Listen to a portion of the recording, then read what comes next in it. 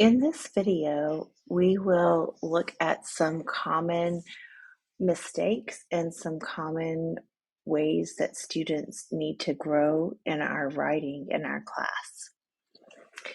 You will be looking at your journal entries 1 and 2 and editing the journal entries after you watch this video. The first thing that I would like to teach is that when you are answering questions, you want to use the same verb tense as the question. So here is a question from our journal entry. After reading these articles, would you feel pessimistic or optimistic if you won the lottery? Why? So the verb tense in my question is, would you? Here's a student's answer. I feel pretty optimistic right now, thinking of having money to do the work I want to do. I would use the money I won to invest in my children's education. So that's great. They said, I would use the money I won to invest in my children's education. Would you? Would matches the verb would in the question. However, here the student starts using the future tense. I will not use the money to buy crazy expensive things like some people who did. So this should be I would not use the money because we want our answers, we want the verb tense in our answers to match the verb tense in the question. Let's look at this last sentence.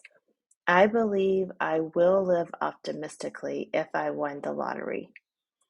We want to say, I believe I would live optimistically if I won the lottery. Again, the question uses the verb would you, so we want to answer would live. This is a very common mistake that many students make and made in our class. So here's what I would like you to do. Please read your journal entries number 1 and 2 about the lottery articles. So you're going to read your writing that you've already done. Check the verb tenses that you used in your journal entry. Do the verb tenses you used in your answer match the verb tenses in the question? And then fix the verbs that need to be fixed. So that's what you're going to do for your first part of the assignment. A second writing tip, and this is especially for our Spanish speakers, is sometimes it's hard to know where to use a period.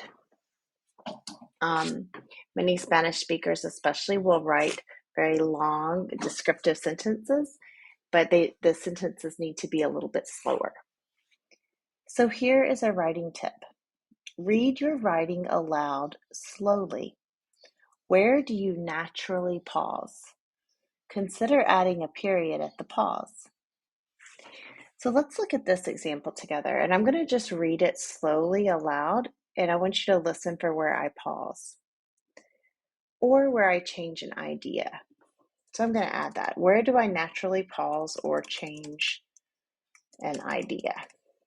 That's where we want to add a period. I think the lottery is a game like other kinds of gaming or sport games where you bet. I naturally pause, so I'm going to add my period here, and I'm going to delete these other dots, so period. If you have enough responsibility and auto-control yourself, you can enjoy it and not be mad if you lose the bet. Period. That's the end of an idea. So when I read my writing aloud, I'm able to hear where I pause and add some periods. But at the same time, you can be positive and optimistic of having good luck and winning a big prize or a lot of money. So what I'd like you to do now is to read your journal entries 1 and 2 out loud. Notice where you pause and try adding a period at that place in the sentence. Then read